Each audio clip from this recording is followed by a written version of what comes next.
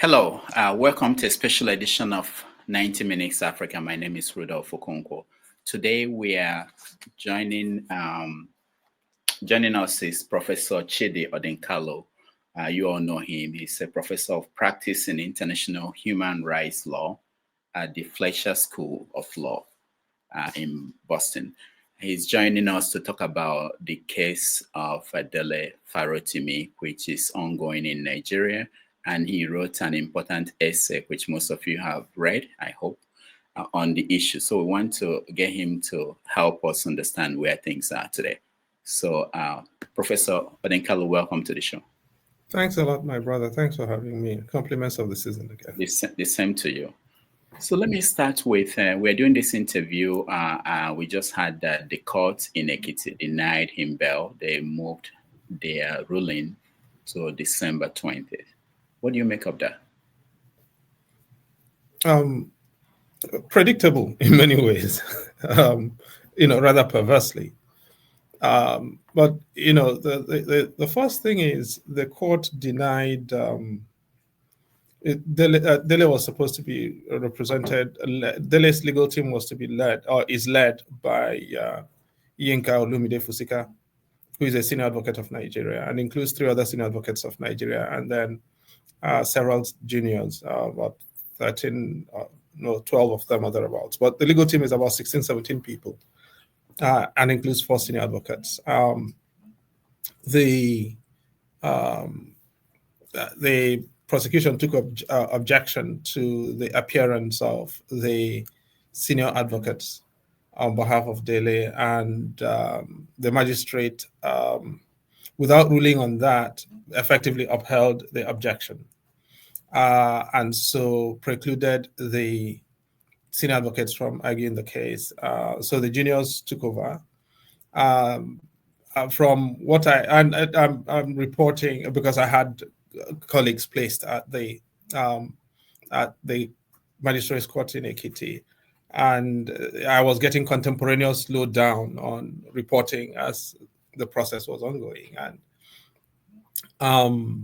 there was a baying mob essentially, and somebody who is first of all, the person who is reporting is from Ekiti himself.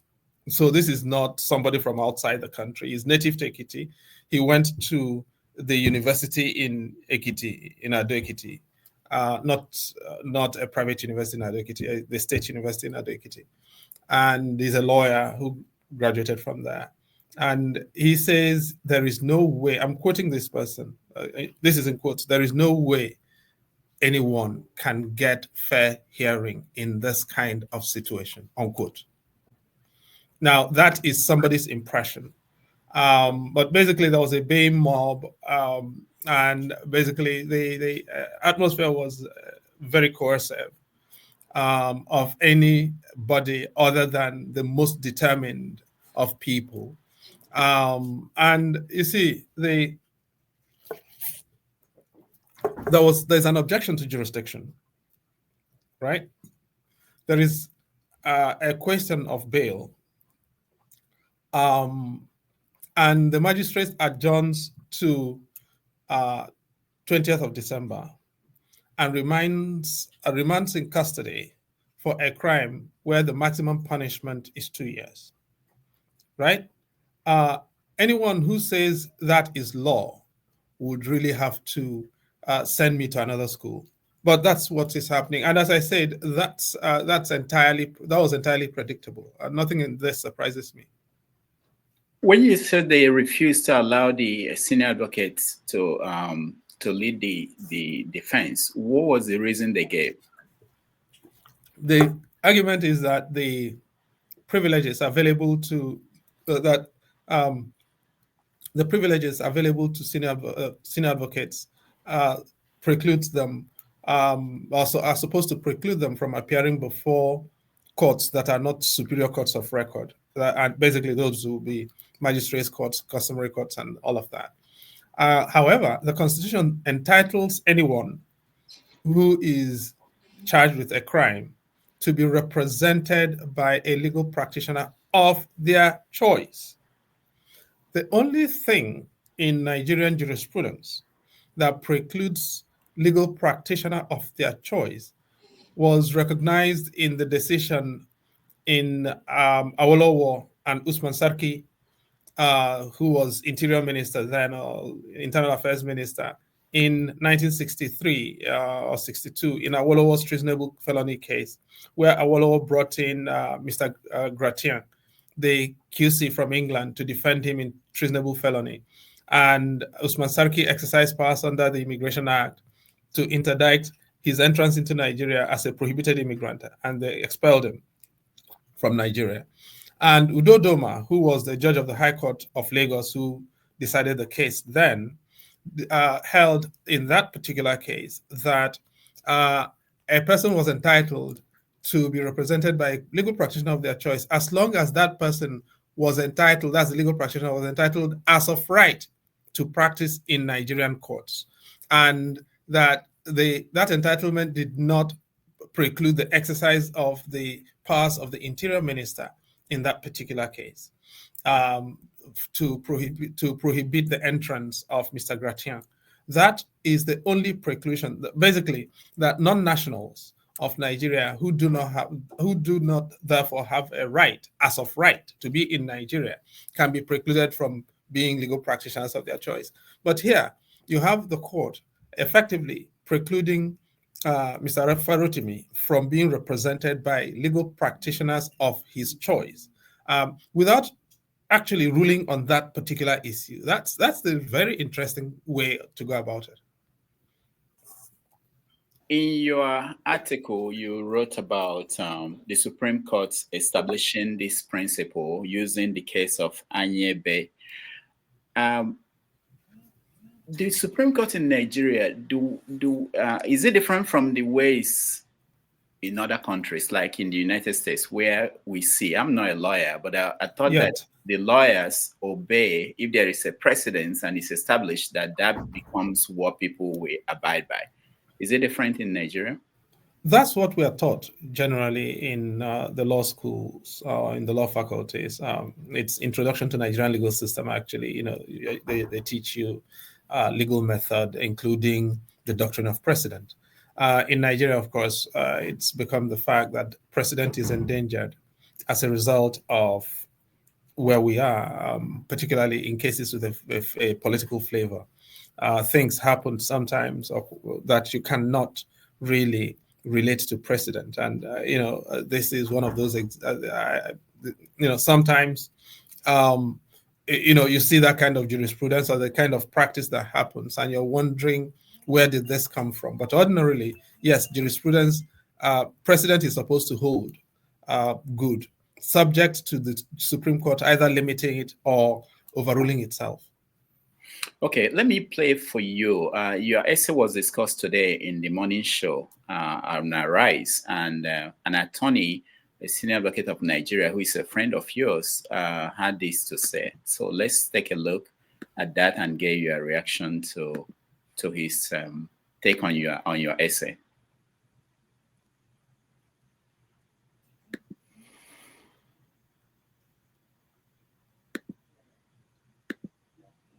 Okay. Agala, good to see you again. Rufai here. This is Chidi Odinkalu's. Rufai Fire. Good to see you, sir. How are you, sir? Good. Chidi Odinkalu said 3 years ago, this was part of the article Chidi Odinkalu wrote. It says 3 years ago, Ekiti State enacted into law the criminal law of Ekiti State, number 12 of 2021, which repealed and replaced the state pre-existing criminal code law of 2012. Comprising 9 parts, 429 sections, 140 pages, blah, blah, blah. Section 70 of that only contains the crime of causing disaffection or breach of public place through offensive publication, but it's a simple offense punishable by 6 months. And Odinkalu was saying that's not the issue, in this case. He further said in his article, I quote, he said, last week on the 3rd of December, President of NPF, I said, Dele Farotimi from his residence in Lagos, where the crime of criminal defamation is similarly unknown to law.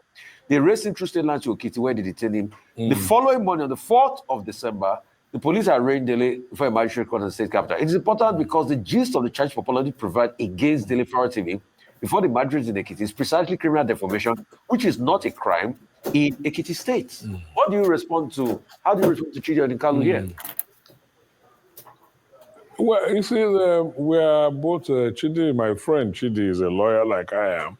And, you know, if all lawyers agree on an opinion, on an issue, if we all express the same opinion, there will be nothing for the courts to do.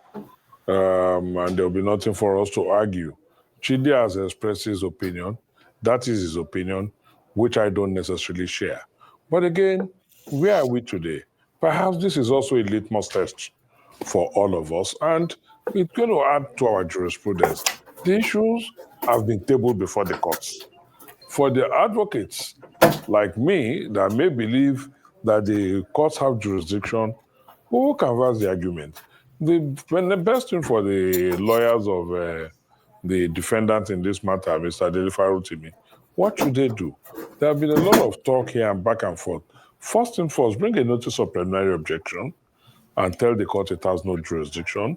Tell the court that this offense is unknown to the laws in the Ekiti State, and let the prosecution also bring forward its argument. And the courts will be determined one way or the other. I mean, for me, it is even going to be good for our jurisprudence for the courts to determine one way or the other. However, the leading authority on cross-jurisdiction, cross-border jurisdictional issue is the celebrated case of Injovens versus the state, where an offense, part of it was purportedly committed in Oyo State, and Patrice Injovens, I think, Injovens and Rede and the rest of them were tried in Kwara and convicted, and this was upheld by the Supreme Court. So on this subject, it's neither here nor there. A school of thought, like people like me, believe the Ekiti courts and the magistrate court in Ekiti has jurisdiction, while the Chidi Odinkalu also believe it does not. So it's neither here nor there. All right, let's stop it there. So was that what happened, what he was recommending? Was that what happened? And as you can imagine, I mean, Tunde, of course, is my friend. That's true. I get along with Tunde. I like him, and I like to hope that it's requited. And that's about the only thing that we can agree on this particular issue for obvious reasons. First of all, the question of whether or not the crime exists in Ekiti law is not an opinion. It's a matter of fact. And it has to be a matter of fact because that is the foundation of any criminal process. Okay? The Nigerian Constitution requires that for you to try anybody, the crime has to exist in the law of the place where the trial is taking place. Yeah? Now, there is no, he's cited Patrick Njoven's case. Njoven's case was not about the trial in Kwara State where the crime was not in existence. So Njoven's is irrelevant in this matter, talking about cross-jurisdictional or jurisdictional conflicts in criminal proceedings. With the profoundest respect to Tunde, my brother, it's an irrelevance here. And I'm sure he will not dispute what I am saying if you play this back to him. Now, the only argument I've heard them try to make is that it is possible to try in Ekiti State under the Criminal Code Act, which is a federal legislation. And nobody disputes that the Criminal Code Act, by the way, is supposedly supposed to be a federal legislation. Now, here is the story here. The Criminal Code Act does not exist in Ekiti. I will tell you why. Now, the Criminal Code Act began as a colonial ordinance in 1916.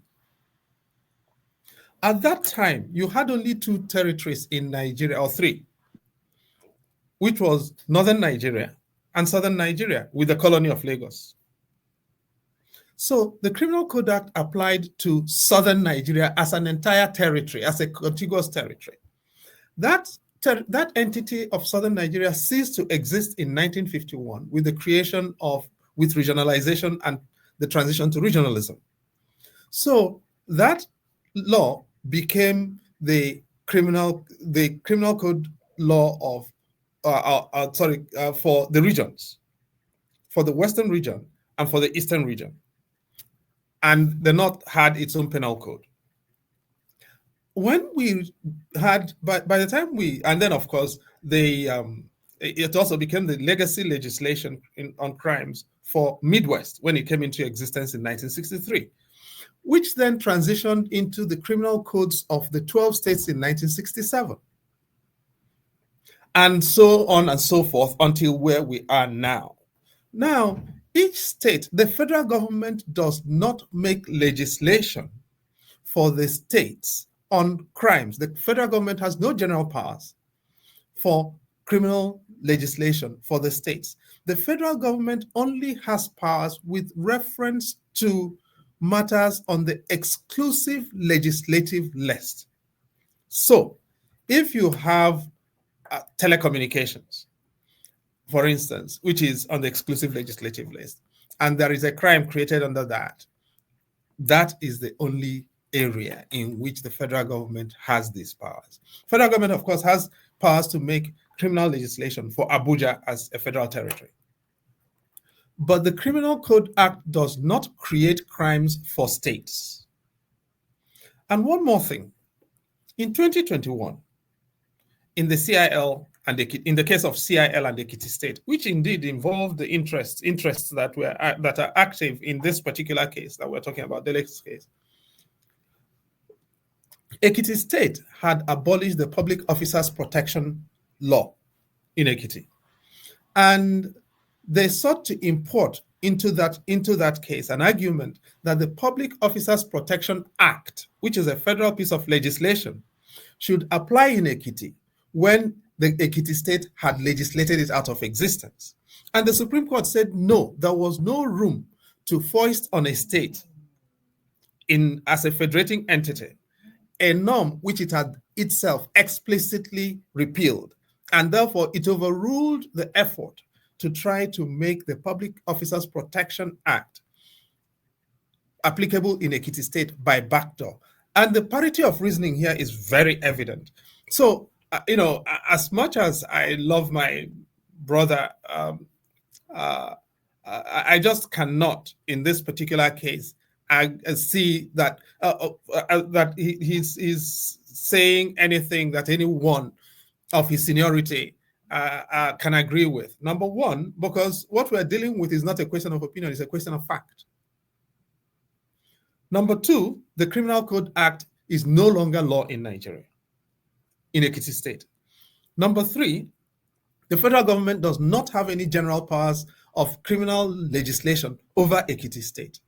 I may even add a fourth issue, which is that the Attorney General of Ekiti State exists and nobody has told him about these proceedings. I think people are forgetting that. Otherwise, you would see Attorney General of Ekiti State here. Obviously, the Attorney General of Ekiti State used to be the Permanent Secretary, Federal Minister of Justice. I suspect, given the balance of forces here, he's decided to lie low. But I suspect that nobody has involved the Attorney General of Ekiti State in these proceedings. How did the new charges that were filed at the High Court, for those who may not understand the differences, how did they come about? Who decided that there should be a federal, I'm saying I'm not sure what it is, but the charges that were filed by the one that was dismissed yesterday? No, well, I don't. Not dismissed. No, not dismissed. The ones that were he was granted bail for 50 million. Yeah, that's this so-called cybercrime charges, right? Okay, how did that come about? Who decided to file that? I don't know how that came about. But it's the same police people who filed it. It is filed by the police. So if I defame you, if you think I defamed you and you go to magistrate court, how would the federal police now come in to say that they want to? Did they take up the case? I'm just talking like a layman. Did they take up the case from you? How did that happen? Well, there's a complainant here who wrote a petition to the police. Yeah. and the police decided to charge for criminal defamation.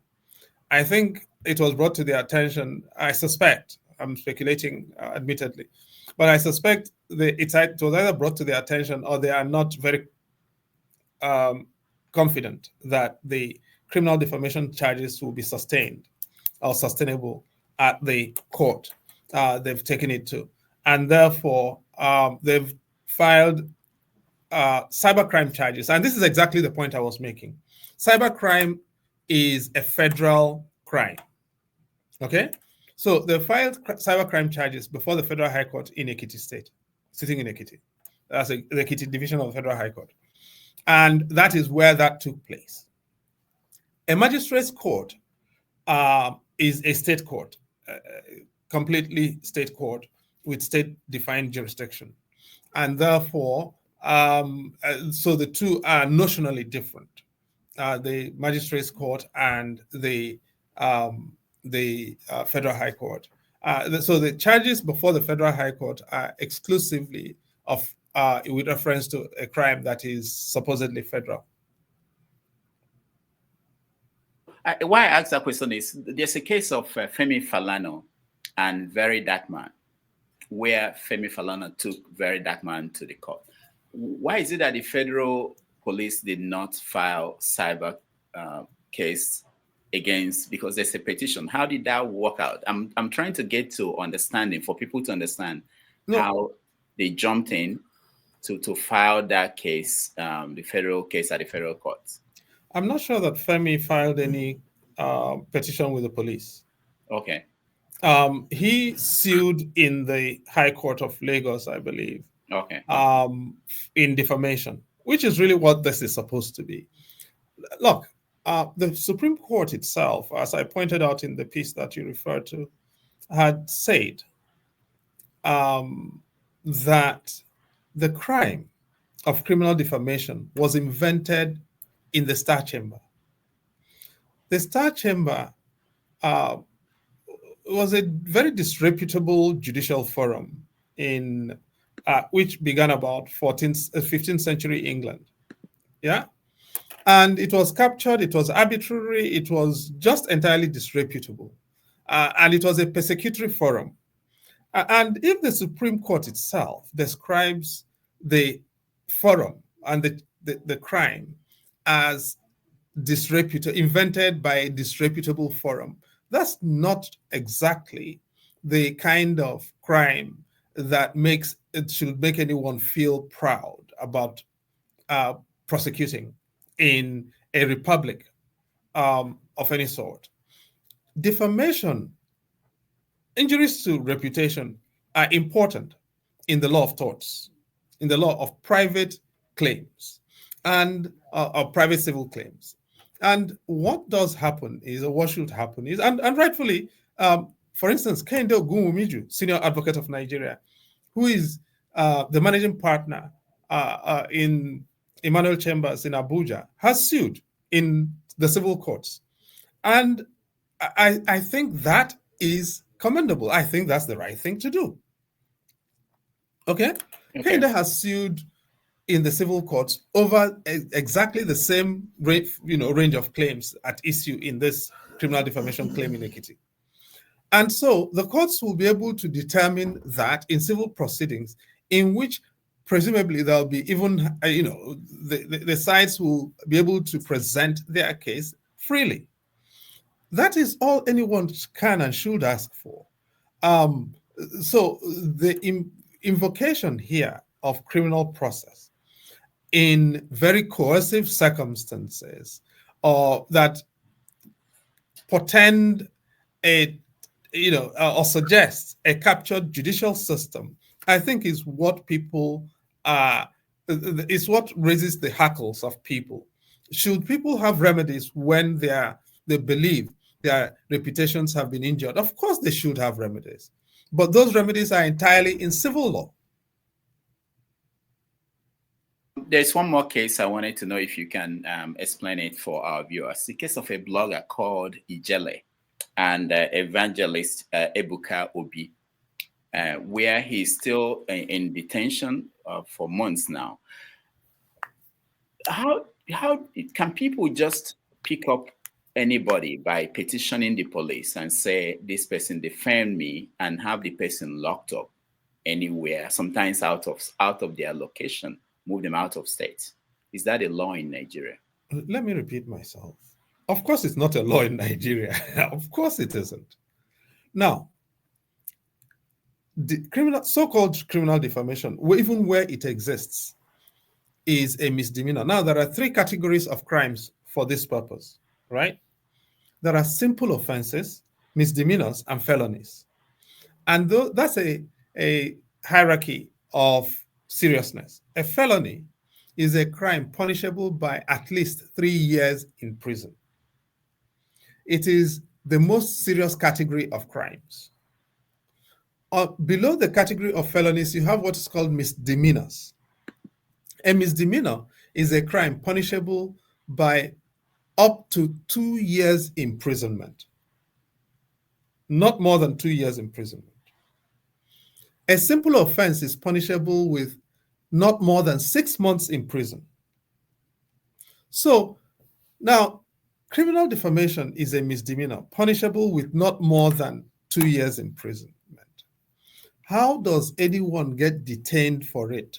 And generally, by the way, if I may continue along the lines, a crime, an accused person is presumed innocent until proved guilty. We also have prisons that are overpopulated in most metropolitan parts of Nigeria.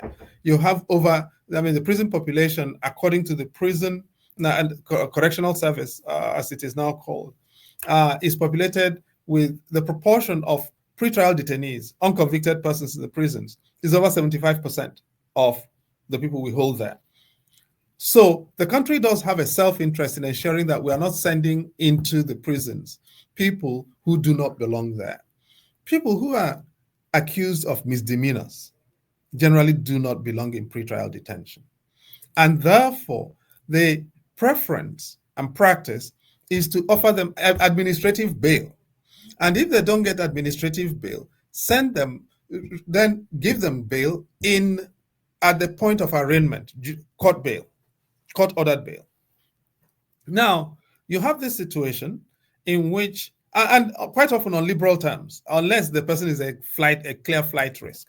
So here you are. The Federal High Court orders bail for Dele Farotimi at 50 million naira shati for a crime that is a misdemeanor, right? And a 50 million naira bond and shati 50 million. The magistrate's court in Ekiti, for a crime that is also a misdemeanor, decides there is no bail, remands him interminably.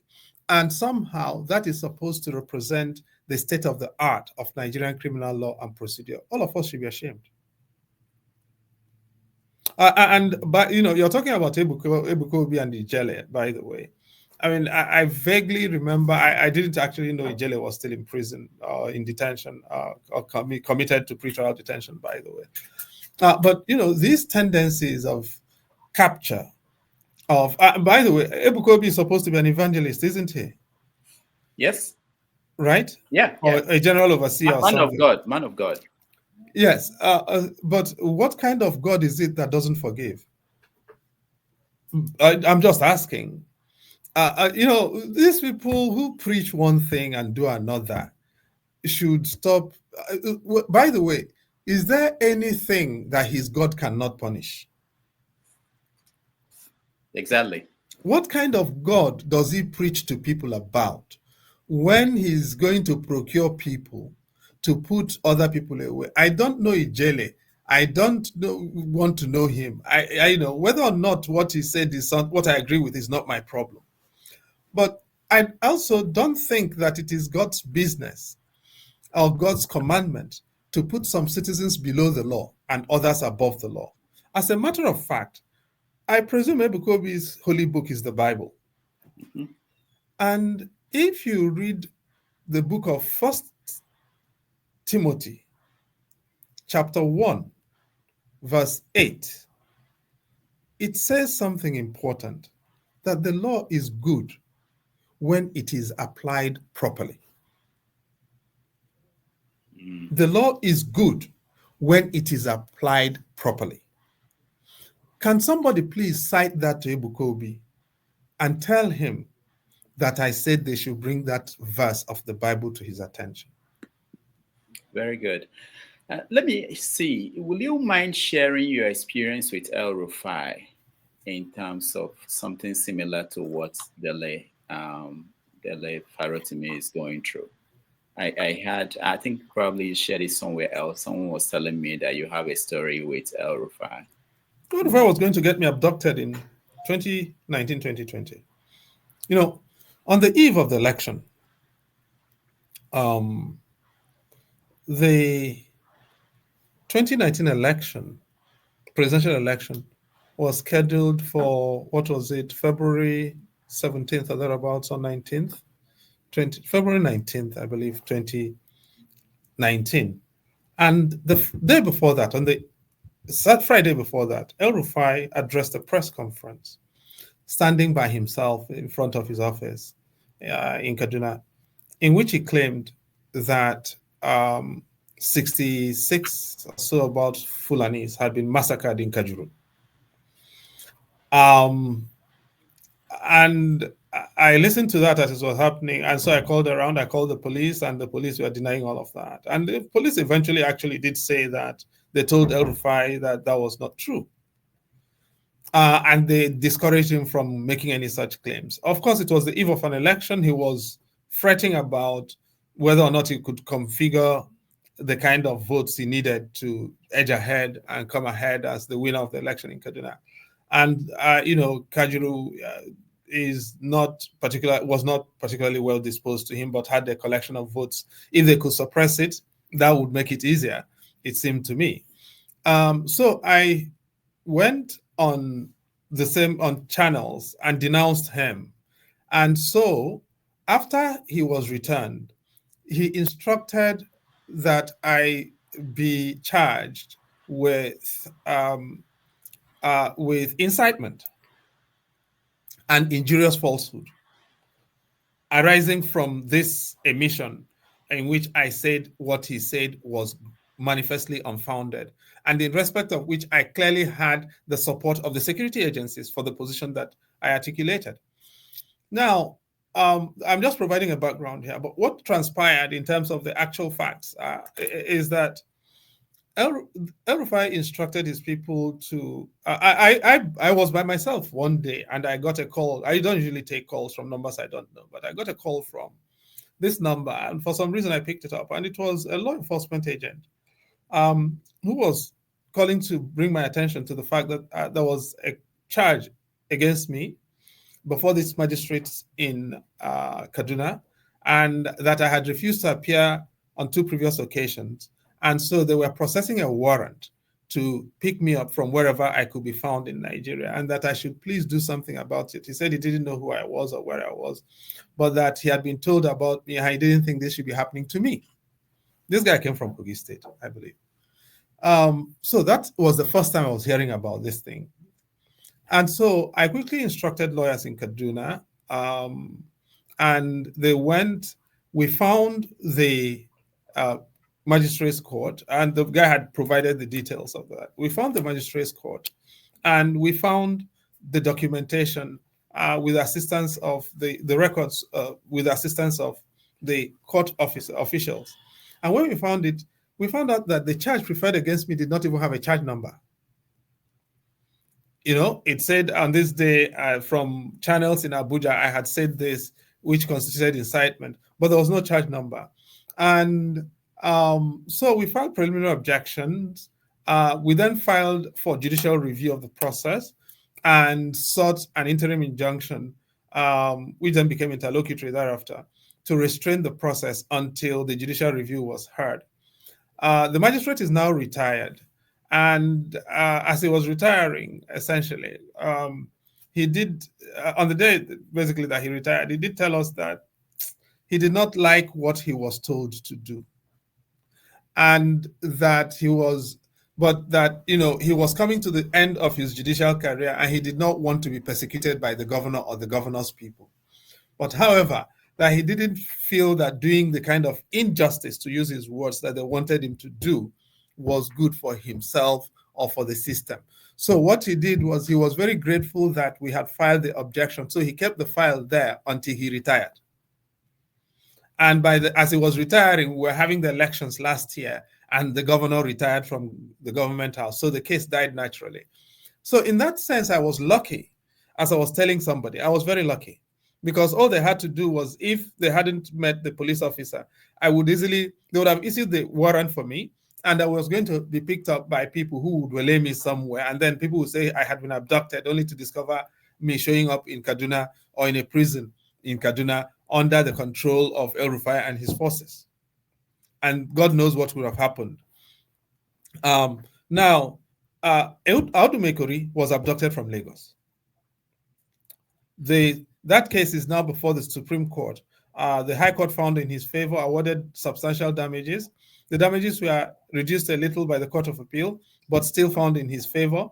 The El-Rufai's government has appealed to the Supreme Court. And my hope is that instead of keeping that case locked up in the Supreme Court, the Kaduna State government can simply settle the matter, so that bygones, as Nigerians like to say, will be bygones in that sense. Now, Stephen Kefas was also picked up in Port Harcourt and abducted and sent to Kaduna. He was kept in Kaduna, in the prison in Kaduna, for just under 170 days. Right? So that is just about half of a year, but close to 6 months. Now, so these things are real. And these are not the only people who have been abducted from different parts of the country. But El-Rufai was particularly specialized in this kind of operation. And as I said, I was lucky. A few other people were not as lucky as I was. So if this could happen to lawyers, ordinary people, what chances do they have to survive in such a system where someone can petition a police? And I'm worried. Every one of us has a right to be. And that's really why I thought it was important to speak up here. And a lot of people say, oh, well, if you're doing this, it means you agree with Dele or you disagree with Dele, which is immaterial. That's a total irrelevance. By the way, everybody has a right to agree with Dele or disagree with Dele. And, I'm happy to defend those rights, to agree or disagree with them. But whether or not you agree with Dele Farotimi and what he wrote, and as a matter of fact, whether or not you have read what Dele wrote or is alleged to have written, nobody should be put beneath the law. And nobody should own the legal process on the scale that is being manifested in this case.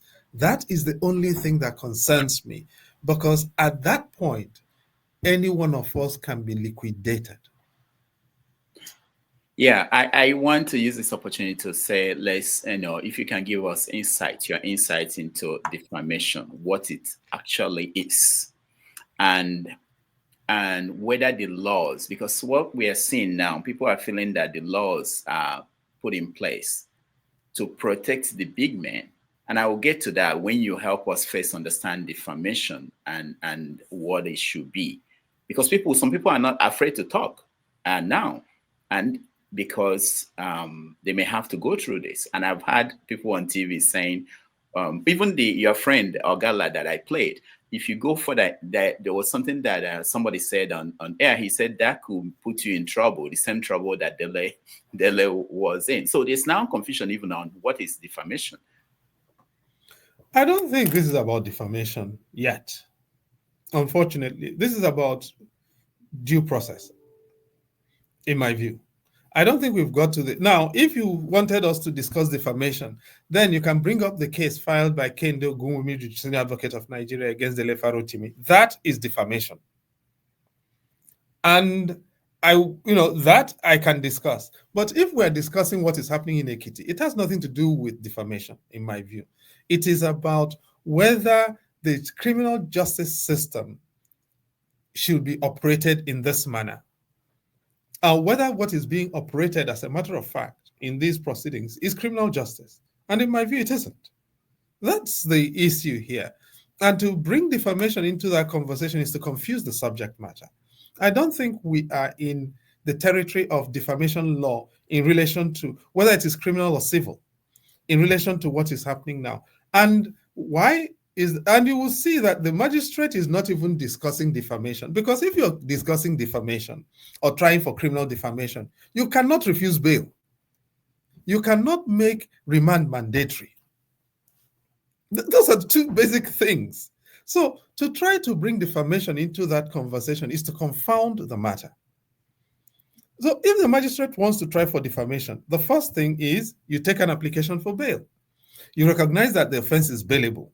If then you do not want to grant the person bail, the magistrate has a legal obligation to provide reasons why they must remand someone who is charged with a misdemeanor. Right? So this is the criminal law that we are supposed to practice. It is the one I was taught. So this one that is happening in Ekiti is to use the expression of the Supreme Court, is an invention in Star Chamber. I don't understand it. And I don't think any lawyer in good conscience can understand it. If you watch the AriseTV show today, unfortunately I didn't. No, I know you didn't. It's just happened before you came on. You see where I was actually teaching, unfortunately. Okay, where Ogala was talking about Babalola in glowing terms, in big terms, in such a way that he's beyond being questioned. What role does that have to do with his position in legal field, with how we perceive this issue and this process? Because it appears everybody had to be careful how they step around discussing this because of who he is. Is that a factor? Why should that be a factor? Why are lawyers? Do they owe him? Is that what is going on in terms of people don't seem to be talking from their hearts or what they feel about this issue? It's all about his reputation for 60 years, what he has brought to the legal profession. Look, as you can see, I've really avoided discussing any person in this particular matter because I really don't think that is relevant. I did my youth service in Ibadan in 1988. I was, I transitioned out of my teens in Ibadan, okay, quite literally. And do I know Emmanuel Chambers? Of course, I know Emmanuel Chambers. Did I pass through Emmanuel Chambers? Have I visited Chief in Emmanuel Chambers? Absolutely, I have. And do I have kind things to say about him? Yes, I do. But that's an irrelevance. I could even go further. His, members of his family are my good friends, including some of his children, all right, who were my classmates. And so I have nice things to say about him, but that is really not that's entirely beside the point. The issue is, should citizens be equal before the law? It's nothing more than that. It shouldn't be about, is Rudolph my friend? So if Rudolph is my friend, there's a brand of law for him. If Chidi is my enemy, there's a toxic brand of law for him. No. So I grant Tunde Ogala, his entitlement to admire whomsoever he wants. He doesn't know whom I admire, and he doesn't know whom you admire. But if the way the law is applied is determined by whom we admire, or if the reach of rules is determined by the admiration we have for those whom we come in contact with when rules are being applied, then it's no longer law. And that's where I disagree. Now, do I think there should be remedies for injuries to reputations justifiably earned? Absolutely. Is that what is happening, in my opinion, in Ekiti?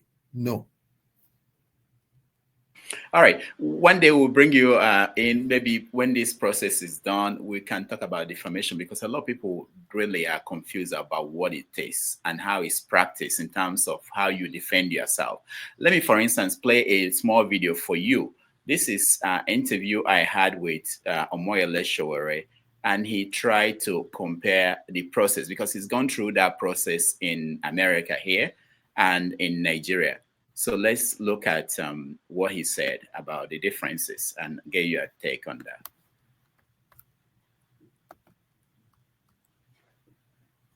that. By making sure you don't get the details of the case files, or you are not even served subpoena or summons of the case, because they want to win. Most importantly, they want to win, and they want to prove to the court that they defeated you without a trial. But it gets complicated in the US because to prove libel here, you have to jump a lot of hoops. And fortunately, you have to be able to really prove that the person libel you. But in Nigeria, you don't have opportunity to question the person who say you libeled him. You don't have opportunity to subpoena documents. In the US, you can. So, and you don't have several other opportunities that present itself here where the court provides you opportunity to, when you move beyond challenging jurisdiction and all that, to question even your adversaries. All right. So if you can briefly help us, is there a difference in the way it's practiced? Why in Nigeria it seems to be favoring the powerful? No, but did you hear what he said? Again, he's not discussing defamation. He is talking about legal procedure. People, and I have been at the receiving end of that too. People file cases, and then the court processes start working in very wonky ways, in ways that are not provided for in the rules, so that there is an end run to the process, and they manufacture victory, in quotes, without having to go through a trial. Essentially, what you have is that is a privatization of our court systems, right? By all manner of influence peddlers, at different levels, whether it's at the customary court level, or at the high court level, court of appeal level, Supreme Court level. But I'm not saying that's what is happening at the Supreme Court, mind you. I'm describing the different levels of courts, right? And I'm saying at many of these levels, and you've seen allegations of different forms of perversions of the process from the High Court to the Supreme Court. Allegations. But it's not just allegations, it's also that, in 2004, when he was retiring, Justice Uwaifo did warn that he hoped that what the perversions he was seeing in terms of things that should not be happening in the judiciary would not make their way to the Supreme Court. That was 2004. By the time Justice, what's his name, who retired from Niger, Datijo Muhammad, retired last October, he was certain that those things had climbed up to the Supreme Court and maybe even overtaken the Supreme Court, right? So the High Court level had been conquered, Court of Appeal level, they've conquered, Supreme Court level, they have got into. That's the kind of thing that we're dealing with now. And you see that in some of the decisions that we have in political cases or election petition cases. The kinds of judgments that made a state governor out of a person who came forth in an election, for instance, or the kinds of judgments in which somebody like a senator from, a serial legislator from Anambra State could go to the House of Representatives 2 times and to the Senate once without ever having won an election, right? Or the kind of election that sent, the kind of judicial opinions that sent Ugochukwu to the Senate in 2003, when 2 justices of appeal were fired by the president then at the recommendation of the NJC because they collected bribes in order to make Ugochukwu senator in an election in which he wasn't even a candidate, right? So that is the kind of thing we now have. And that is the problem with, these are procedural issues. They are not substantive. And people develop fears about the judicial system because of the fact that these non-substantive things are depriving people of the benefit of fair trial or fair judicial process and bringing the judicial system into disrepute, deservedly or undeservedly, justifiably or unjustifiably. But the impression created is of a judicial system that is liable to capture from private actors as by state and corporate entities. Thank you so much. Let's one more thing, then we just touch on a few things outside of this issue. There was this story in all the media out there about a cable from US cable that had accused. I want to be careful to make sure I state the way it is. People are careful now, but it says that there was a kind of bribery involved in Bonnie Haruna's case, and he mentioned Afe Babalola. So something like that, if you're an editor of a newspaper and you have to publish it, and it's based on a cable from leaked US cable, what is the expectation? Do you have to verify? Is that enough to say this is an accusation, this is something? Do you have to fear that you might be sued to prove that? You understand what I'm saying? There's this question that editors are battling with now. Do you have, if someone sues you to say, prove that this was true, but this is a cable from the US diplomatic cable to their... No, you don't have to prove that this is true. I mean, that's privileged. Okay, that's the defense of privilege is available in the tort procedure in a tort claim. So that's fairly straightforward. However, that is only if the court systems work as they are supposed to. In the kind of judicial system that we've been describing here, nothing works the way they are supposed to work. And so it can no longer be taken for granted that you can present yourself in a court in that kind of system and run the kinds of defenses that the law necessarily entitles you to run and expect those defenses to be upheld or at least examined objectively, right? Otherwise, if you were in that kind of situation, as you've described now, as an editor, you can publish it as an allegation because it's a weighty allegation, but that's all it is. You're not saying this is what happened, but the fact that the United States diplomatic political affairs officer or with the clearance, therefore, of the ambassador has committed this to paper to relate to their country is itself information, it's itself fact, and it is newsworthy, right? And that was not, I mean, in the same sequence of US diplomatic cables, for instance, you'd probably see that there was another cable by the then US ambassador, I believe, Robin Sanders, reporting a conversation she allegedly had with the then Speaker of the House of Representatives, Dimeji Bankole, alleging that money changed hands in relation to the decision-making on the presidential election petition between Yar'Adua and Buhari in 2007, 2008. Now, is that necessarily true? I don't know. But is the fact that such a cable was sent by the US ambassador claiming to have been so informed by somebody as senior as the Speaker of the House of Representatives? I think it is. Is it newsworthy? Absolutely. Would a claim of defamation be sustainable against an editor publishing that? Absolutely not, because there is an effective legal defense if the courts work as they are supposed to do. Mark those words, if the courts work as they are supposed to do. In the kind of courts that we've been discussing, I cannot give such a guarantee.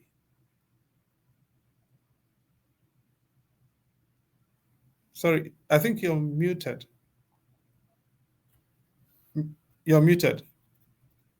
You're muted. You're muted.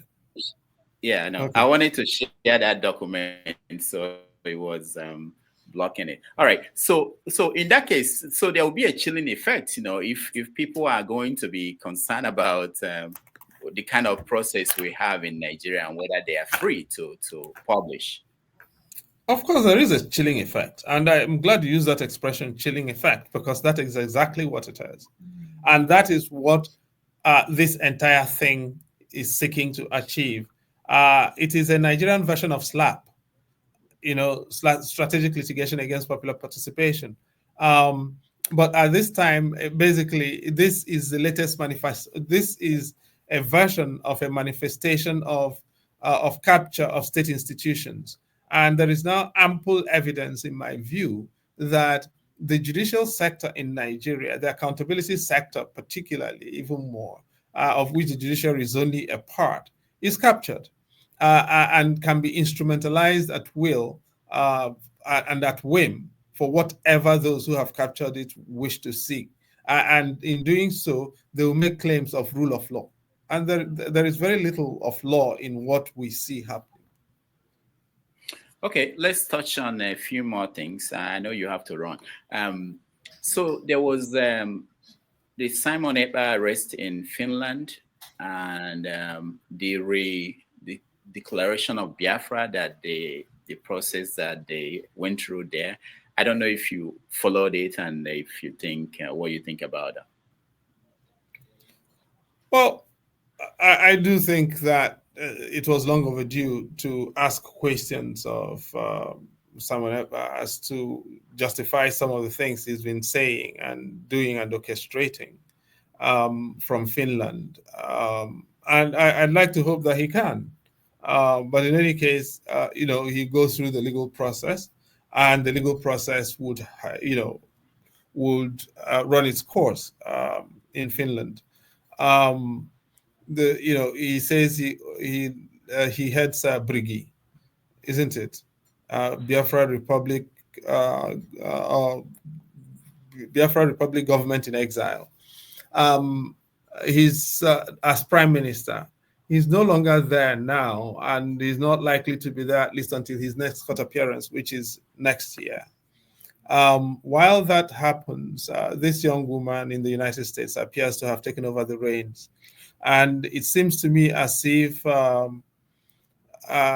things are not together at the moment. I've heard some ructions and things happening, some disagreements over money.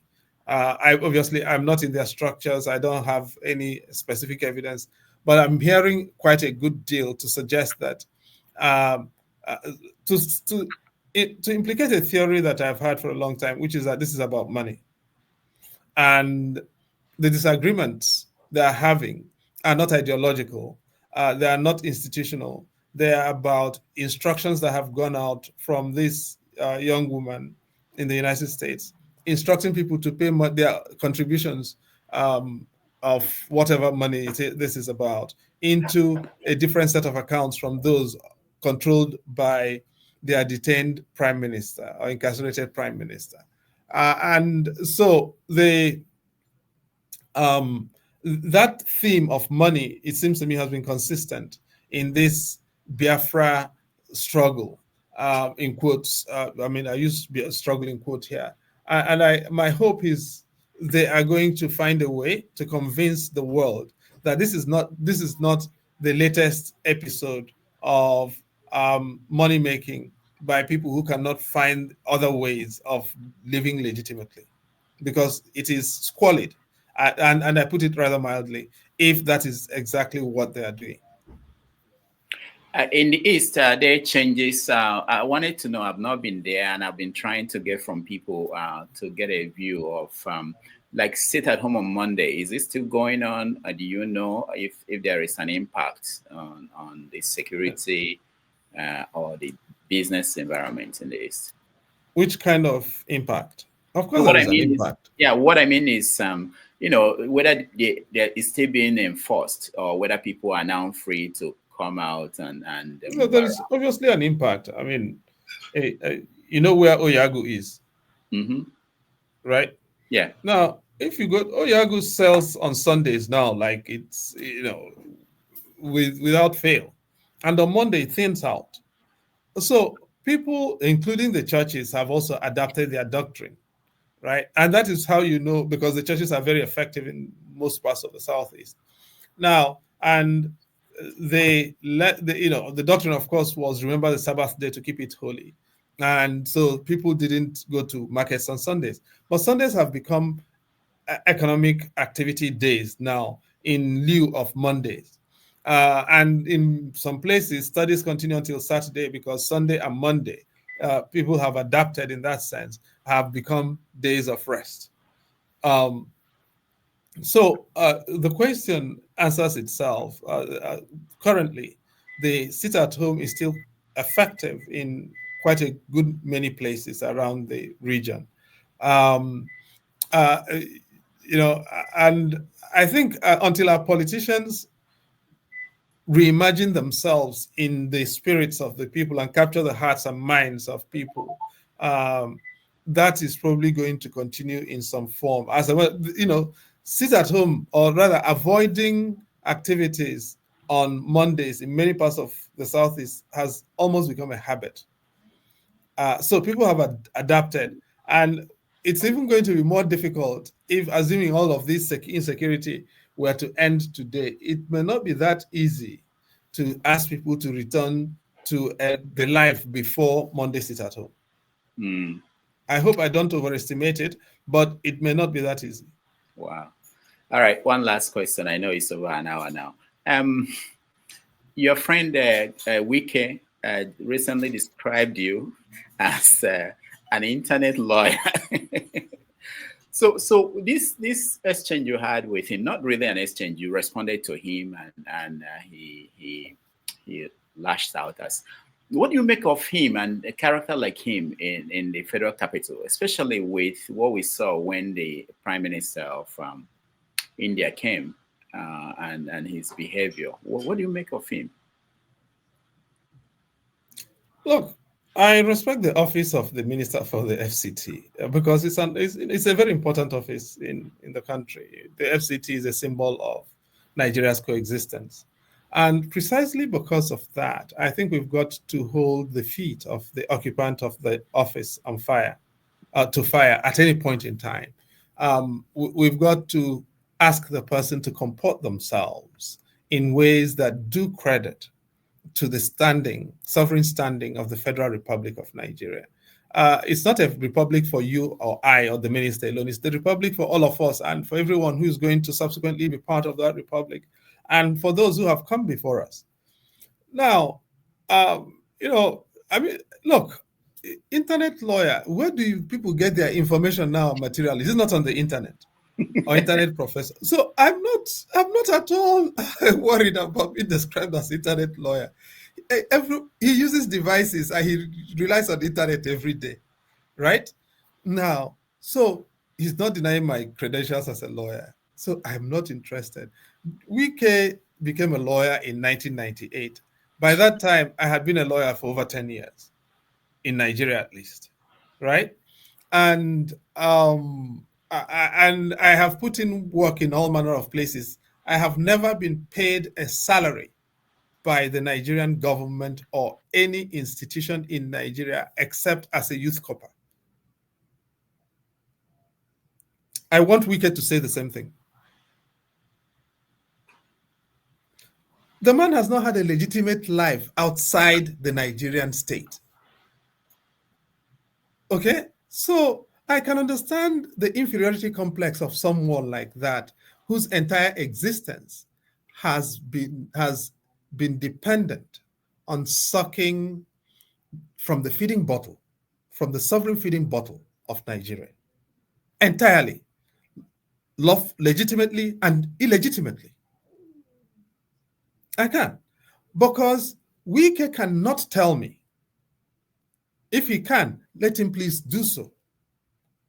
But Wike cannot tell me that everything he has acquired and owns at the moment can be accounted for in terms of the legitimate earnings that he has had, number one, as a local government chairman, number two, as a chief of staff to the Rivers State governor, number three, as a minister of a junior minister for education under President Jonathan, number four, as a governor of Rivers State for 2 terms, and now as the FCT minister. If he can add up his earnings legitimately, including allowances legitimately, and be able to account for his acquisitions in terms of those legitimate earnings, let him say so. I can account for what I own and anything credited to me in terms of my legitimate earnings. I want Wike to say the same thing. If he can say that, I will be on the same pedestal. If he cannot, I am superior to him. Yeah, I know. And so I can understand that he is acting out his inferiority, his moral and ethical inferiority in relation to me. And for that, I cannot blame myself. I have lived legitimately. I can account for everything I have, everything that is attributed to my name. I invite Wike as a minister and as a lawyer and as a citizen to say exactly what I have said here. When I was chair of the National Human Rights Commission, I published my assets. They are still available online. I have not borrowed to send my children to school. Okay? I want him to just say something similar. I have not stolen from anybody to send my children to school. No, I have not. I want him to say the same thing.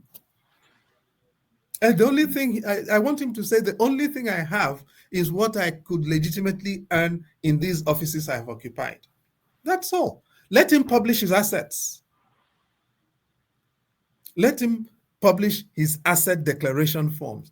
At that point, I will see him and myself as equals. If he cannot do any of these things. He cannot mop my shoes. No.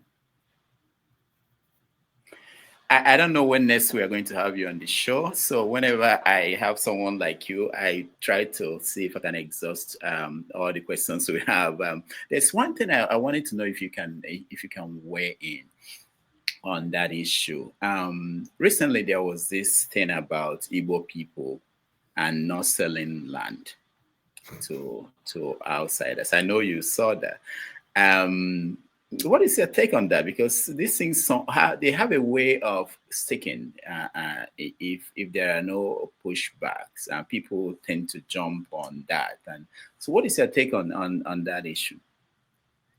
Which one be Igbo people? No, you saw Reuben. You saw. I wasn't prepared for that. I know, but I wanted to know what you think because there are so many myths about different people.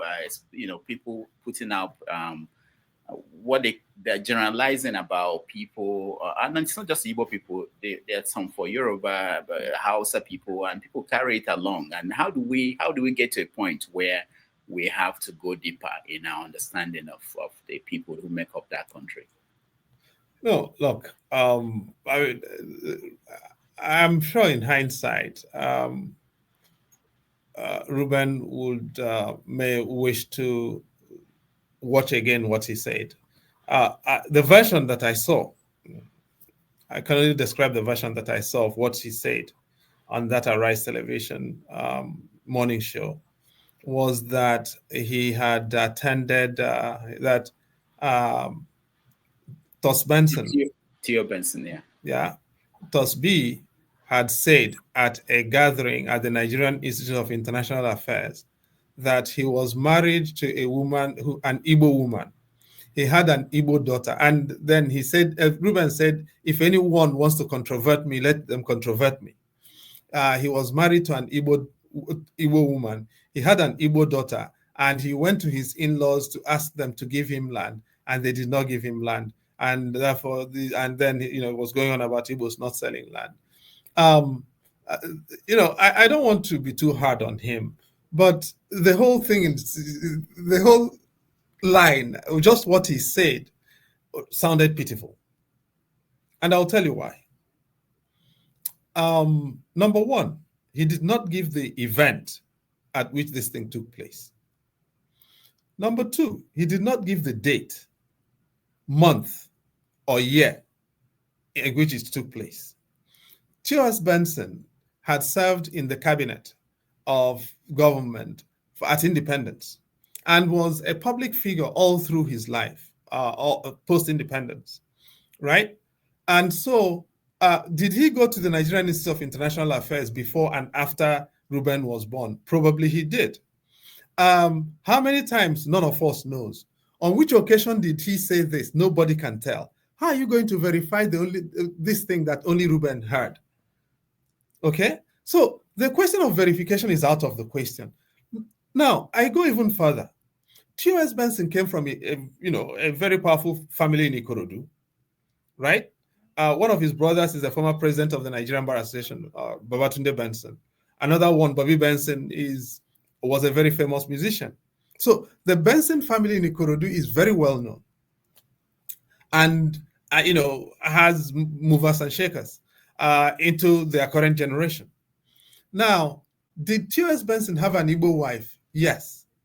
The Igbo wife was married to him in Ikorodu. And did they produce a daughter? According to T.O.S. Benson, yes. I was up in court against T.O.S. Benson in 1991 before Justice Kessington in Lagos. And he came in with his daughters, and he actually harassed me with the idea that I was Igbo and he had daughters with an Igbo wife in open court. So I witnessed this, and we actually fought on that day, and Justice Kessington, Nureni Abiodu Kessington, had to summon me into chambers. I'm not going to say what transpired because that's another conversation if I live long enough to write my memoirs. But now, did he have children with the Igbo wife? From what he told me in court in November 1991, yes, he did. Now, I have told you the court. I have told you the judge. I have told you the month. And I can tell you my client that I was representing on that day. It was a Thursday in November 1991. Yes? The name of my client was Bob James. Okay? Now, Reuben has not provided any of these details. But even if, so let's assume now that T.O.S. Benson had a child with his Igbo wife. How does that child become an Igbo daughter? An Ikorodu man in a patrilineal society who has a child with a woman from another, married to a woman from another community or ethnicity in Nigeria, the child belongs to Ikorodu. No, be so? So, on his own rendition, his story does not make sense. And it is not possible, therefore, for anyone to controvert him. He has said what he wants to say, and he should feel proud of what he wants to say. Speaking for myself, quite honestly, I think the greater issue was how he behaved to his colleagues on the show. I think that was offensive, and I'm not going to mince words about that. Nobody deserves to be treated the way he treated the colleagues on the show. The thing about Igbo people for me is, piffery. I'm not really exercised about that, but I do not think that. I hope that he can on screen apologize for the way that he treated the female colleague who tried to raise that issue. It's not a question of whether or not you agree or disagree with anyone, but we can address these issues without being, while comporting ourselves in ways that respect colleagues, particularly colleagues with whom we work, because human dignity matters. Dignity is important. And at the end of the day, when we all work together, we should dignify one another. That's the minimum we owe everybody. I don't think the female colleague was treated with dignity. Ojey Okpe, no. All right. One last thing. This is a good way to end this conversation. A friend of yours, when I use friend, I put it on quote. I have a lot of friends. You have a lot of friends, yeah. Said something that I didn't. I was surprised when I saw that, but let me play that for you and get your take. I am from the northern states. For the past 30 years, we've been called educationally disadvantaged. Okay? We are given lower cut-off scores to catch up. Have we caught up? It has only made people lazy. So, I'm sorry, madam. I'm sorry. I don't think we should hide behind fairness and say that everyone must be equal. The best we can do is to give people equal opportunity. Yes, Today, we live in a country in which, for federal government colleges, entrance exam, or JAMB, one state has a cutoff of X, and another state has a cutoff of 10 times X, and you say you are building a nation. You are not. You are creating bitterness from the grassroots. So Michael Kingsley wrote that a gaffe is when a politician spoke the truth by accident, something like that. Were you surprised that this is coming from El-Rufai? No. Why not? Because he is a populist. Now, at this particular time, it suits him to say this kind of thing because he is trying to forge a coalition with elements in southern Nigeria in order to mount a political insurgency either in 2027 or in 2031. And I don't know when he said this, but he clearly has political ambitions. I want to assume he said this while he was still governor of Kaduna State. But he does have longer-term aspirations. He has had aspirations to be governor of Nigeria, to be president of Nigeria since when Obasanjo was in power. Those aspirations are still alive. And now, as a governor, the only other thing he could see himself doing, because when you read his memoirs, he says quite clearly that he does not like advisory roles, or he wants to exercise executive power. And the only other thing he can see himself doing, therefore, is the presidency. He cannot be a legislator because that is too much waste of saliva. In that case, he needs to build a coalition, a different kind of coalition. This kind of thing enables him to popularize himself, in quotes, with elements in southern Nigeria, because he believes he has established his own visceral northernness, right? Enough. And on that side of northern identity and northern irredentism, almost, few people can outflank him. Now he just needs to pivot and do enough to be able to construct a new coalition with the South. That's what I believe he's doing. Do I believe him? I will not even believe that his name is El-Rufai.